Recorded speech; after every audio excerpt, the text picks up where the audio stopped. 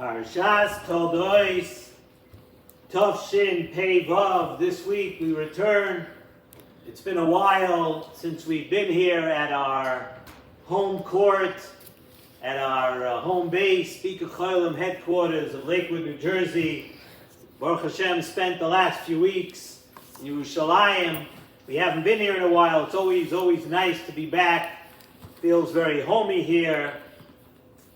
Before we begin tonight's shir, just want to mention we have to wish a very, very special happy birthday to our number one camera crew, to our video crew. And it's really due to all these people that help out that the shir is able to be broadcast all over the world. As soon as we finish the shir, it goes out there to Israel, to Europe, to Australia, to all these places. So thank you very much and a very happy birthday. You should have a lot and lots and lots of birthdays in good health going forward. And our parsha begins, everybody knows, famously, beginning of the parsha, Yitzchak and Rivka, they're davening that they should have children. They did not have children. And really, Nesivos Shalom always gets a message across to us that everything in the Torah is meant to be a lesson for all of us. The Torah doesn't just mention things, although all these parshiyos, the quote, the stories are beautiful stories and very exciting stories, and there's a lot of things to be learned when you learn the parsha. Things from the Mefarshim, things from Rashi, but the Nesivos Shalom always gets a point across to us that when something is mentioned in Torah, it's talking specifically to each and every one of us. And if the Torah tells us about any of the Avos and the Imois, and it tells us something that happened in their life, if the Torah tells us now about the one of the Avos and the Imois davening, so we who daven a few times a day, we need to pay attention.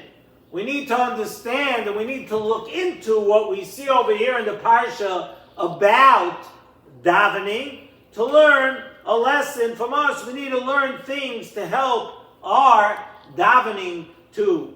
So Nesivos Shalom tells us, the Torah says, Vayetar Yitzchak Lashem L'noichach Ishtoi Ki Akorohi. The beginning of the parsha, the pasuk. Vayeyoser Loi Hashem. Hashem listened to his tefillah.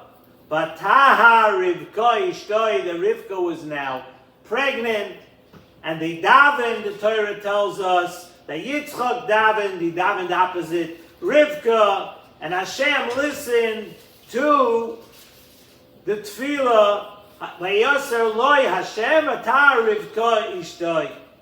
So the question here is, you look at the Lashon, when we speak about davening, about praying, there are different Lashonos used in the Torah, in Tanakh, in Chazal. Here in our parsha specifically, there's a very unique Lashon of Vayetar. It said, the pasuk says, Vayetar Yitzchak Lashem. What's this lashon? What does Vayetar mean? What type of tefillah is this? So, first of all, if you look into Rashi, Rashi tells us that it means Haftzara v'riboy tefillah. Rashi says Vayetar means that he davened a lot. He had something he wanted to ask for. Vayetar haptzora, that he riboy tefillah, he davened a lot. Really, he davened strong and he davened a lot. That's what Rashi is telling us. So a question on that would be, we know that Moshe Rabbeinu, much later in the Torah, in Chumash Devarim, in Seder Devarim, Moshe Rabbeinu davened 515 tefillos when he was asking to be given the opportunity to enter Eretz Yisrael. Now, The Torah uses a lashon over there. We know famously what's the lashon Moshe Rabbeinu, Boaz Hanan, Parshas Boaz Hanan, right? Moshe Rabbeinu davened 515 tefillos to be led into Eretz Yisrael.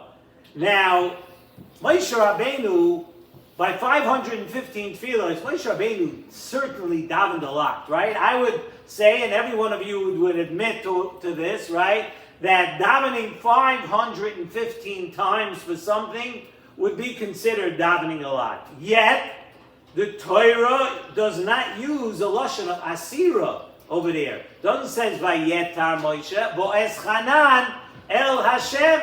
It uses a lashon of Boaz Hanan. So why does Rashi say over here that the lashon of Vayetar Yitzchak means he davened a lot? If in other places in the Torah, when Moshe Rabbeinu davened a lot, it does not use a lashon of Vayetar. So Nesivos Shalom says that the Zohar and the Medrash, they give us a little bit direction over here. And they say that one of the rules of Lashon HaKodesh, and now you have to understand a little bit about Diktuk, a little bit about language, a little bit about the Hebrew Lashon HaKodesh. One of the rules of Lashon HaKodesh is that an ayin and a ches are interchangeable. And you see it in many different places when it's translated that it goes, instead of an ayin, you could place in a ches. So Vayetar, the Lashon of Vayetar that we have here in our Parsha, it can also be Vayechoser, or Vayechtar, I think more correctly, Vayechoser, but it could also mean those two letters would be interchangeable. And what does that mean? What is the shirish of Ches, Saf, Reish stand for? That by Yitzchak davening, when Yitzchak davening, the Torah is telling us that Yitzchak dug a tunnel. He dug when he was davening. He dug under. So who dug? Who dug over here? What was Yitzchak doing? Digging when he was davening. So the Chazal tell us that Hashem dug a channel or a tunnel so the tefillah of Yitzchak can be accepted. We know that as far as Teva, Yitzchak and Rivka were not going to have and could not have children. Yitzchak was davening very hard, so Hashem dug a tunnel under from the Kisei HaKavod, and therefore the tefillos of Yitzchak and Rivka were able to go through that tunnel, channeled straight to the Kisei HaKavod. And the Medrash in Bereshis Rabbo Samach Gimel tells us something very interesting. He brings a mashal to what we're speaking about here, and it brings a mashal to the son of a king. And the son of a king, he's outside the palace. For some reason, he was not able to come into the royal grounds. He was not able to come into the palace. And so he was digging from the outside of the palace into the royal property to get a gold coin. So he starts digging and digging, and he's digging to get under the walls of the palace. But the king is inside. The king sees that the prince, that his son, is starting to dig from the outside of the palace to reach the gold. So what does the king do? The king says, oh, he's digging underneath. He's digging a tunnel. He wants to come in. So the king starts digging down from his side too. He digs under the wall. There's a wall that's separating the father and the son. The son starts digging from the outside. So the father from the inside, he has Rachmanis. And he wants the son to get to him faster. So he digs underneath also so that they should meet. And that is our pasuk of Vayetar Yitzchak Lashem.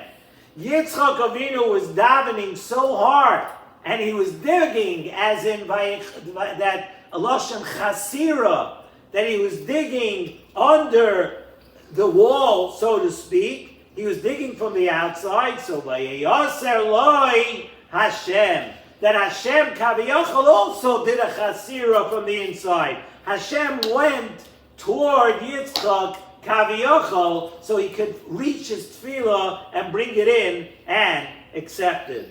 And Nesivos Shalom explains even further. He says, really, we need to know, every person has to know, that Hashem accepts every tefillah. Right? We say in Shemon Esrei, Ki ata shemea tfilas kol peh.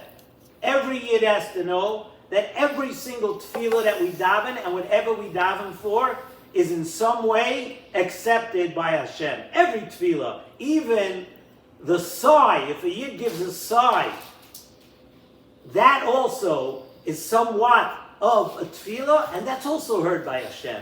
Anything you ask, any gesture you make in tefillah toward Hashem is accepted. No tefillah gets lost. However, sometimes due to our actions and the things that we do, there are walls up between us, between people, and Hashem, that they impede our tefillahs. Our tefillahs are on the way, but we may have done things wrong. We may have averos, we may have chatoim, different things that we do. So there are walls that are blocking these tefillahs.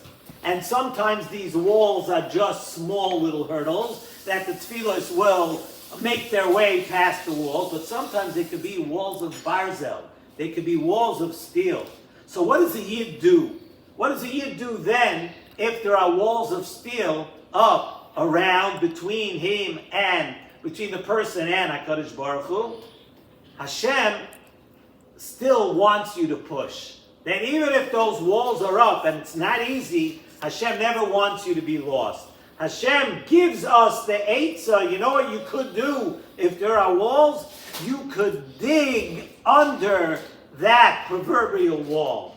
You could dig under. You could push a little more. You could learn a little more. You could daven a little more. You could do a little more chesed. You could do some things to push your tefillahs along. You can dig a tunnel under that wall of steel, where vayetar becomes a lashon of, with a ches, a lashon of chasira, where the davening is not just a davening, it's a davening of, I'm a little bit stuck now, but I'm going to continue to push under so I can get a tunnel under straight to the Kisei HaKavod. Look at the story of Choni Amagel, right? The story of Choni Amagel, the Mishnah tells us, the Gemara talks about it. The Choni Amagel, he stood in the middle of that circle, and it seems that Choni Amagel spoke a little bit strongly to HaKadosh Baruch Hu. But what was Choni Amagel doing?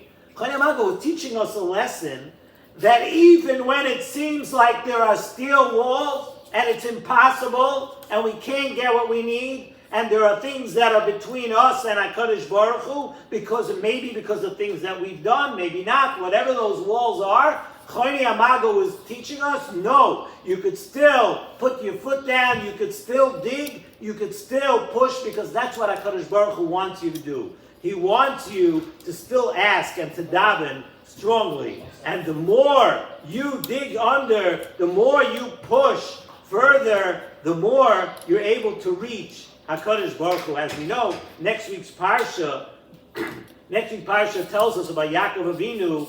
Well, we'll get into that in Mitzvah next week. But Yaakov Avinu was sleeping on the rocks, right? And it says, "V'hinei sulamus of arza." There was a ladder on the ground. V'roishoi magia shamayma. And Chazan, the Mefarshim tell us that there's a matzav of sulam mutzav arza, where things are planted on this earth and go the way we would normally think, this teva, but then the roishay magia hashamayma.